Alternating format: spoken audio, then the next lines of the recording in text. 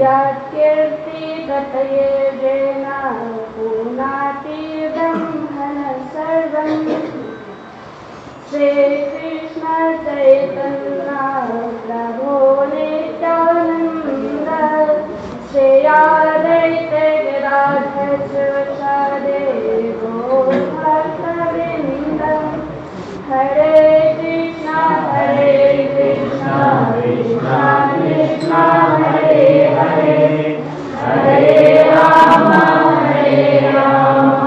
राम हरे हरे।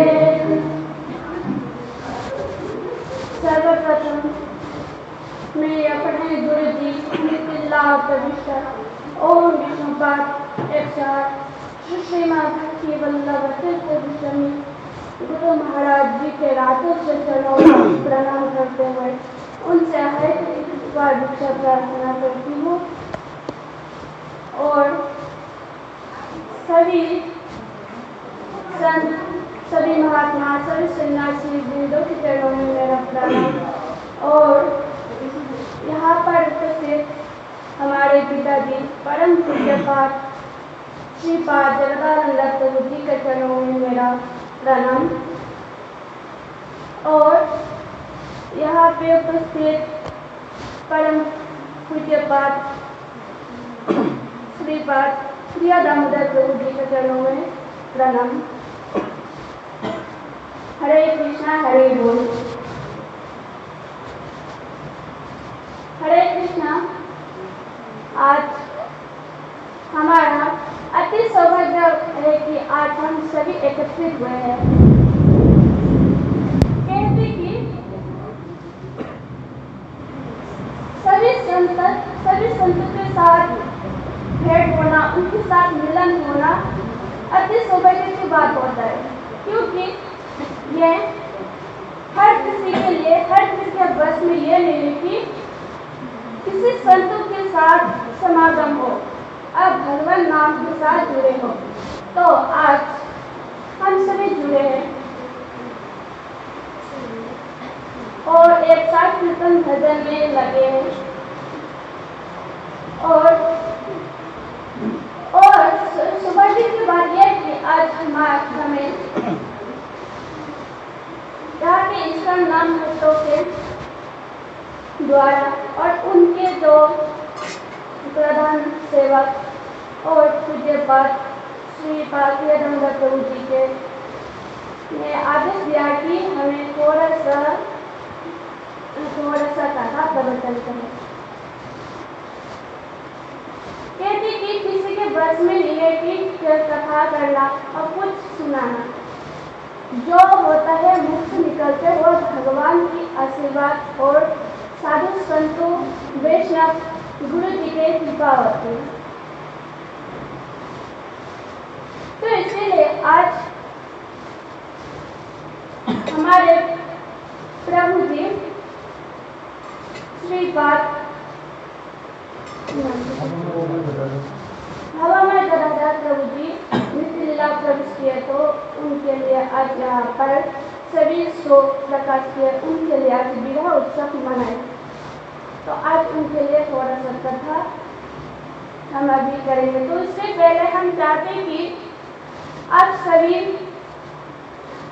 से यह निवेदन है कि हमारे साथ पहले महामंत्र की एक बार जप करें, क्योंकि श्रीमद् भागवत के 12 स्कंद के 23 नंबर अध्याय में एक श्लोक लिखा है, एक श्लोक बताया गया है कि नाम संकीर्तन यस्य सर्व पाप प्रणाशनम प्रणामाद्भुत समस्तम नमामि हरिप्रियम।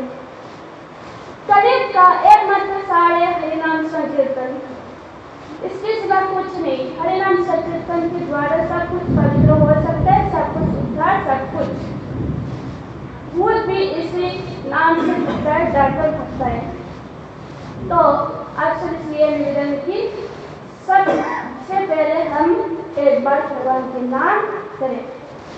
हरे कृष्णा कृष्णा कृष्णा हरे हरे, हरे राम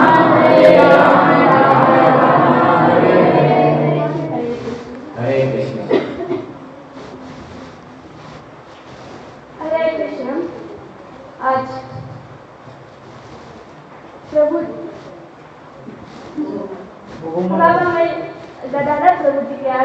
अब प्रकृति के विद्यार्थी के नीति के अनुसार है।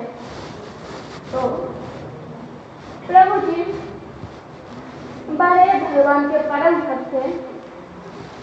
हम सभी पूज्य पार्थिव दामोदर प्रभु जी और पूज्य पाठ के रिंकू प्रभु जी और माता जियों के मुख से हम यह कथा सुने कि कैसे भक्त थे, कैसे क्या करते थे। तो सब कुछ प्रभु जी ने तो बता ही चुके, हमारे पास तो कुछ है ही नहीं, बस अब जो याद आए वही आप सभी के सम्मुख बताएंगे। तो प्रभु जी बड़े उदार भाव के थे, हमसे बहुत स्नेह करते थे। जब यहाँ हम आते थे तो प्रभु जी बहुत स्नेह करते थे और आते तो फल वगैरह देते थे और बहुत आज हमारे यहाँ बुलाते तो प्रभु जी चले जाते जहाँ पर बुलाते। तो कहते कि भगवान के भक्त बड़े उदार और बड़े खोला मन के होते हैं, क्योंकि भगवान नहीं चाहते कि हमसे कोई भेदभाव करे। एक बार भगवान शंकर जी वेश बदलकर भगवान कृष्ण के रासलीला में जा रहे थे। तो उसी समय जब चले गए भगवान शंकर जी गोपी बनकर, तब ऐसे जाने लगे कि सभी पहचान गए कि गोपी। अब सभी माना करने लगे। तब अंत में गोपी जाकर भगवान से कहा कि देख कान्हा, ये महादेव जो है ना आपके सामने वेश बदल कर आए, तो उनको थोड़ा सी शिक्षा दे। अब भगवान कृष्ण आए और महादेव के पास आकर कहा कि प्रणाम, आपको क्या समाचार। महादेव जी ने कहा कि ठीक है, मैं तो गोपी हूँ, तो मुझे ऐसा व्यवहार क्यों करते हो। तब भगवान कृष्ण कहते कि अरे गोपी थोड़ी हो, क्योंकि मैं तुम्हें तो पहचान ही पहले गया था, पहले जानता था, पर अब तो पूरी तरह, क्योंकि एक गोपी होती है जो पूर्ण रूप नारी के वेश में नारी की तरह चलते, पर तुम तो पूरी एक पुरुष की तरह। और सभी चेहरे से पता चल रहा है कि आप हो भगवान शंकर जी। तो इसी तरह भगवान जैसी हो पहचान करते, तो भगवान के सामने खुले मन और उदार भाव प्रसन्न होते हैं भगवान जी। और हमारे जीवन में तो आना जाना ये लिखा है कि हम जन्म लेंगे और मरेंगे, किसी के रिश्तेदार बनेंगे और किसी के शत्रु, किसी के माँ, किसी के बाप, किसी का पुत्र, किसी का पुत्री। बस ऐसे ये जीवन जो है संसार के चक्र वो चलता ही रहता है, वो कभी ना बंद होगा ना कभी, क्योंकि भगवान के रहते हुआ ब्रह्मा जी के बना हुआ संसार तो संसार ही है, एक चक्र है। जैसे साइंस में एक है जीव की चक्र, एक जीव दूसरे जीव को खाकर अपने जीवन चलाते हैं। वैसे ही हमारे जो है वो ऐसे जीवन है कि एक जन्म लेंगे, थोड़ा सा बड़ा हो गए, इसके बाद जवान, इसके बाद बुढ़ा, इसके बाद मर जाएगा, इसके बाद एक ही बात। तो ऐसे ही एक कहानी मैंने सुनी थी कि एक बार एक महिला, एक माता जी ट्रेन पे चली। जब ट्रेन पे चढ़ने के बाद एक स्टेशन आया और ट्रेन पे दूसरे एक ऐसे महिला के साथ मिल गई। तो सभी माताओं की एक ही आदत होती है कि ट्रेन पे किसी और दूसरे माताओं का मिल जाए तो उनका उनका ले चला, उनके साथ मित्रता, उनके साथ सहेली बहुत ही जल्दी बन जाती है। तो यह माता जी दूसरी माता जी के साथ मिल गई और सहेली बन गई, तो बातें करने लगी। तो दूसरे स्टेशन आने के बाद और माता जी उतर गई, तो ये रही। फिर तीसरे स्टेशन आने के बाद एक महिला चली, तो उसके साथ भी मित्रता। बस ऐसे ही उतरते गए, चढ़ते गए। अब क्या होगा, अंत में इस माता जी का स्टेशन आ पहुंचा। आ पहुंचने के बाद माता जी अपने सहेली को कहने लगी कि बहन जी, अब मेरे उतरने का समय आ गया, अब मुझे जाने दो।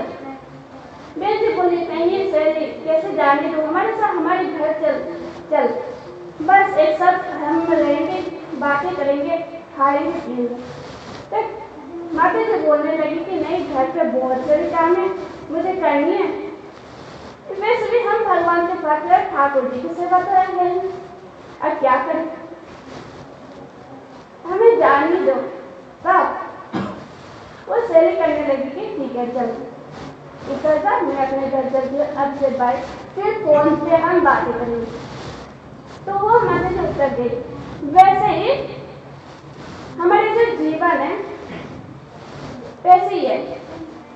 जब पहले दादाजी होते हैं, पहले दादाजी चले जाते, फिर पिताजी, इसके बाद हम, ऐसे एक के बाद एक, मतलब ट्रेन पे उतरते और चढ़ते उतरते, इसके बाद ऐसे ही हमारे जीवन में एक आएंगे एक जाएंगे।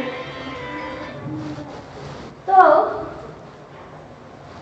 गीता में कहा कि जब से ध्रुवन मतलब कहा कि यहाँ पे आप एक बार जन्म लोगे पर आपका मृत्यु अवश्य, पर इसके लिए सो करके कोई लाभ नहीं। और हमारे भगवान के भक्त के लिए कहते भगवान जो हमारे शरण में आ जाता है तो उसका हम सभी पापों से मुक्त करके हमारे शरण में जगा देते और उनकी हम अपना बना लेते। यदि अहम भक्त पराधीन, हम भक्त के अधीन है, भक्त जैसे चाहेंगे, जैसे हमें स्मरण करेंगे, उनके धाम बुला लेंगे, तो उनको जैसा कहेंगे ऐसे, भक्त जैसे कहेंगे भगवान जी ऐसे चल जाते, ऐसे मान जाते। जब ध्रुव जी महाराज जी अपने प्राण त्यागने के समय आए तब मृत्यु जी के पास आ गए और भगवान के दूत से आ गए, विष्णु के दूत, और आकर कहने लगी कि महाराज जी आपको तो आप विष्णु लोग जान ही पाएंगे कि आप एक इंसान हो, तो इंसान मृत्यु के बाद ही सब कुछ हो सकता है। तो जब ध्रुव जी महाराज जी को कहा कि नहीं, तब विष्णु के दूत जो थे उन्होंने कहा कि ठीक है, मृत्यु का आप जरूर प्राप्त करोगे, पर मृत्यु देवी को कहो कि थोड़ा सा सिर नीचे करे। जब ध्रुव महाराज जी मृत्यु देवी को अपने सर नीचे करने को कहा और ध्रुव महाराज जी मृत्यु देवी के सर पर चढ़कर अपने वैकुंठ धाम प्राप्त किए। वैसे कभी मरते नहीं, पर भक्त तो भगवान के धाम में लीला प्रवेश करते हैं। उनके जो जितने दिन लीला करने के लिए काम होता है, लीला बाकी रहते, इतने दिन यहाँ पर इस धरती पर रहते, इसके बाद भगवान जी गोलक धाम प्राप्त करते। तो आज हम यहाँ पर ही अपने कथा विश्राम देते। तो हमसे आप सभी के पास जो कुछ भूल त्रुटि हुई हो, कुछ गलती हुई हो, तो आप सभी कृपा करके इस भूल त्रुटि को हमें क्षमा दीजिए और आगे हमारे अच्छी प्रयास के लिए, अच्छी और आगे बढ़ने के लिए आप सभी हम पर कृपा से बनाए रखें। यही आप सभी से मेरे प्रार्थना है। शाम देते हैं। वंशा कल्पतरु